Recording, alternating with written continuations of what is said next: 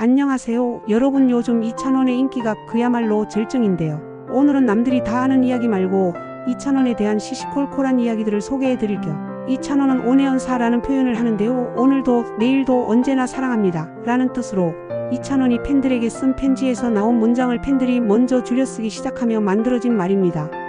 현재는 말이나 글의 마지막에 자주 붙을 정도로 빈번하게 사용하곤 합니다. MBTI는 ENFJ에서 INTJ로 바뀌었습니다. 취미는 정보 검색, 요리, 드라이브에서 맛집 찾아가기이고요. 집 발코니에는 나물의 방이 있습니다. 휴대폰은 아이폰을 사용합니다. 초등학교, 중학교, 고등학교에서 전부 학생회장을 맡았을 정도로 리더십이 대단합니다. 고등학생 때 노래가 아닌 토론 동아리를 했었습니다. 대학 수학능력시험 사회탐구 영역을 만점 받았다고 하네요.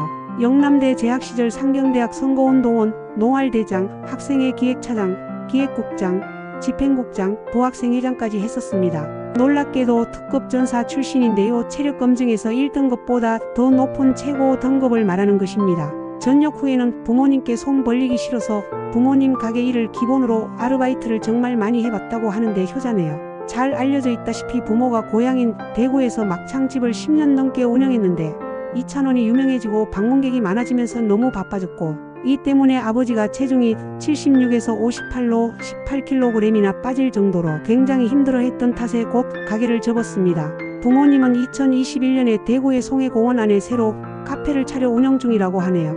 5살 때부터 안경을 썼고 20살 때부터 렌즈를 끼기 시작했는데요. 시력이 매우 나쁘다고 하네요. 녹화 중 가끔 하품을 할 때가 있는데 이는 장시간 렌즈 착용으로 인해 눈이 건조하기 때문이라고 합니다. 인공 눈물을 급하게 넣을 수 없을 때 일부러 눈물을 내기 위해 사용하는 공여지책인 셈이죠. 행사에서 시간 여유가 있을 경우 엔딩곡 전에 무반주 메들리를 해주기도 합니다. 첫 싱글이 편의점으로 2021년 GS25의 광고 모델로 발탁되고 본인의 애칭을 끈 찬도 세트가 출시되기도 했습니다. 편스토랑 우승 상품인 삼각김밥이 출시 4일 만에 50만 개가 판매되었다고 하네요. 어득행득의 뜻에 대해 어느 놈을 득질해야 행복하게 득질할 수 있을까라는 명언을 남기기도 했습니다. 방송에 입고 나온 옷이나 광고 제품 등이 품절되어 완판남이라는 수식어도 가지고 있네요.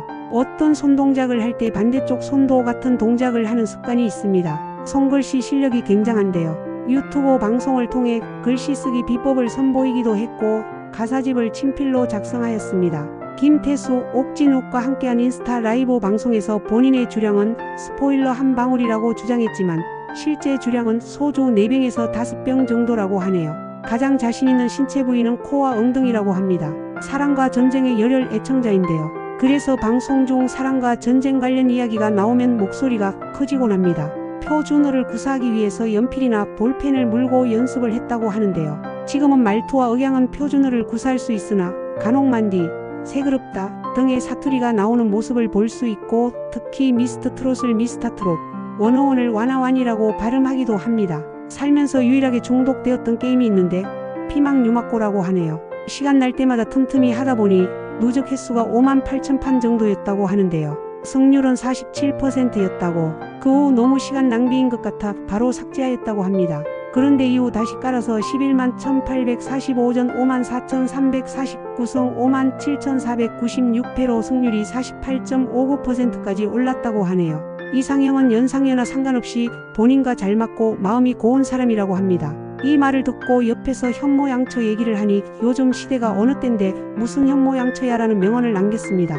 트로트 최애곡은 조항조의 남자라는 이유로인데 IMF 당시 발표된 노래로 가장인 중년 남성들의 고충과 한스러움이 스며들어 있는 노래라고 합니다. 2019년 홍진영이 진행한 트로트 오디션 홍디션에 참가한 적이 있고 예선에서 부른 곡은 용두산 엘레지였습니다. 노래 실력 자체는 좋았고 심사위원이었던 홍진영과 강남의 반응도 나쁘지 않았으나 정통 트롯보다는 세미 트롯 장르에 특화된 사람을 뽑는 프로그램이 특성상 예선에서 탈락했습니다. 새 파일럿 프로그램이 론칭되면 정규 프로그램으로 만들기 위해 엄청난 노력을 한다고 밝혔는데 제작진들의 노고가 헛되지 않게 하기 위해서라고 하네요. 남을 생각하는 배려심도 정말 최고입니다. 일어나자마자 제일 먼저 하는 일은 닐슨 코리아에서 모든 프로그램의 시청률을 확인하는 것이라고 합니다. 우는 얼굴이 굉장히 귀여운데요.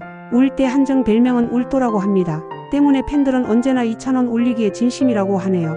인맥이 정말 넓은데 트로트 가수나 방송인은 말할 것도 없고 아이돌 배우 운동선수와의 친분도 있다고 합니다. 3살 때부터 대구에서 쭉 살았던 영향인지 울산 출생임에도 삼성 라이온즈의 광팬이라고 하고 가장 좋아하는 선수는 양준혁, 구자욱, 원태인이며 세 선수들도 모두 대구 출신입니다. 삼성 라이온즈 선수단에 커피차를 보내기도 했는데요.